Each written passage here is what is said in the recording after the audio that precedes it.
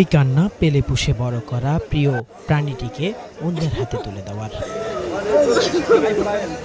কখনো প্রিয় গরুটিকে জড়িয়ে ধরে কাঁদছেন, কখনো কাঁদছেন ভাই কিংবা ছেলেকে ধরে। চোখে মুখে পানি ছেড়ে গৃহস্থের সঙ্গে কাঁদছিল গরুটিও। চিত্রটি রাজধানীর গাবতলী গরুর হাটের।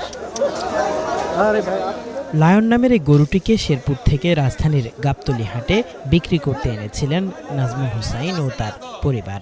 বাজার পরিস্থিতি বিবেচনায় চাহিদার তুলনায় কিছুটা কম মূল্যে পেলেও সন্তোষজনক দামেই বিক্রি করেছেন গরুটি। কিন্তু ক্রেতার হাতে দড়ি তুলে দিতেই কান্নায় ভেঙে পড়ে নাজমুলের পরিবার। তাদের শোকে শোকাহত হয় অন্য ক্রেতা দর্শনার্থীরাও। আমার বোন জামাই একটা মানসিক রোগী, ওনার ছেলে একটা ছেলে, উনি একটা প্রাইভেট চাকরি করে, ওই চাকরির উপর ডিপেন্ড করে ওনার সংসার চলে। আমি অত কিছু দিতে পারি না। ওনারই এটা পশুটা সবচেয়ে বড় আশা ছিল ওকে আল্লাহ রাস্তায় দান করা। আমি পারবো না, ওই অন্য কেউ যাতে ওরে কুরবানিটা দিতে পারে। তো অনেক জল্পনা কল্পনা 5 লাখ 7 লাখ 2 লাখ 3 লাখ 2.5 লাখ এর মধ্যে ইতি টানলাম 4,40,000-এর মধ্যে।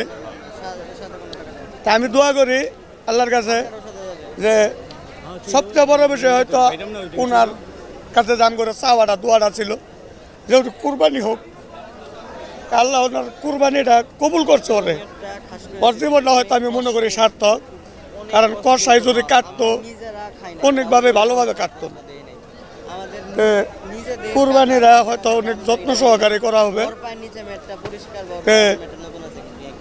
আমি দোয়া করি যে এই বিত্তশালী এই কুরবানির জন্য আমার কাছ থেকে টাকার বিনিময়ে, যদিও টাকার বিনিময়ে আমার কাছ থেকে এই অর্থের বিনিময়ে এটা কিনে নিল, জিপটা কিনে নিল।